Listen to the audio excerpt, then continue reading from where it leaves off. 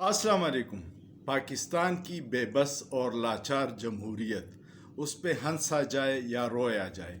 कायदे आज़म मोहम्मद अली जिन्ना की रहलत के बाद पाकिस्तान में कभी भी हकीकी मानों में जमहूरियत नहीं आई। अजीब अजीब तजुर्बे किए गए, अजीब अजीब मॉडल पेश किए गए, जिसकी वजह से जमहूरियत ने यहाँ कोई जड़ें नहीं पकड़ी। ऊपर से चार मार्शल लॉ ने तकरीबन 30-35 साल इस मुल्क पे हुकूमत की, और वो जो डिक्टेटरशिप का मिजाज था उसने जमहूरियत को यरगमाल बना दिया। तजुर्बात तो बहुत हुए हैं। मुशर्रफ के दौर में आपको याद होगा कि मुस्लिम लीग नून से काफ निकली और वक्ती गुबार था, बुलबुल आता फिर बैठ गया, अब कोई नाम नहीं लेता।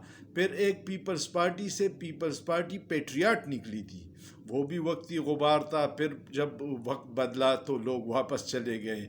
फिर MQM से पाक सरजमीन पार्टी निकली, बड़ा मीडिया पे कवरेज था, लोग समझते थे कि पता नहीं मुस्तफ़ा कमाल कराची को फ़तह करने आ रहा है या क्या होगा। बेचारा अपनी सीट भी नहीं जीत सका। और अब पाकिस्तान तहरीक इंसाफ से इस्तेहकाम पाकिस्तान पार्टी निकली है।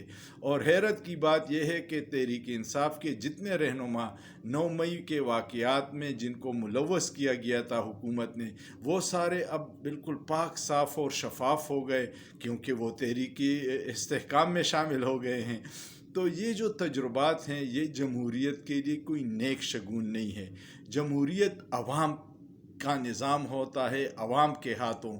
और वो अगर बंद कमरों में फ़ैसले होंगे, इलेक्टेबल्स फ़ैसले करेंगे, जागीरदार वडेरे और इस तरह के लोग, तो वो कभी भी कामयाब नहीं होती।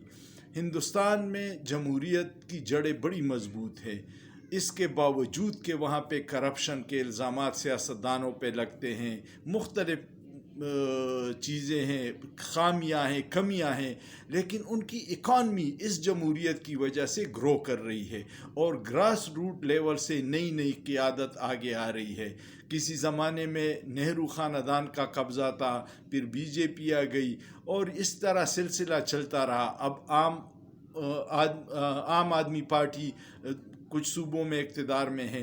तो इस तरह अगर पाकिस्तान में जमहूरियत को चलने दिया जाता, अवाम को अपने हकीकी नुमाइंदे चुनने का इख्तियार दिया जाता और फिर अवामी नुमाइंदों को फ़ैसले का इख्तियार मिलता, तो पाकिस्तान की आज ये हालत न होती कि हम $1 अरब के लिए IMF की मिन्नतें कर रहे हैं। और उस दिन वज़ीर दिफ़ा ख्वाजा आसिफ ने कहा कि हमने सारी शर्तें मान ली, अब भी हमें कर्जा नहीं मिल रहा। इसको क्या समझा जाए?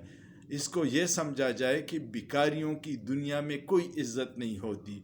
जब आप ख़ुद अपनी इज़्ज़त नहीं करेंगे तो बाकियों को क्या पड़ी हुई है।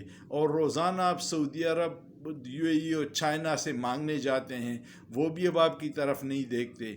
जब तक हकीकी नुमाइंदे न हों, जब तक मुस्तकिल पॉलिसियाँ न हों, पॉलिसियों में तसलसल न हो, तब तक सियासी इस्तेहकाम के बग़ैर माशी इस्तेहकाम पाकिस्तान में कभी नहीं आ सकता।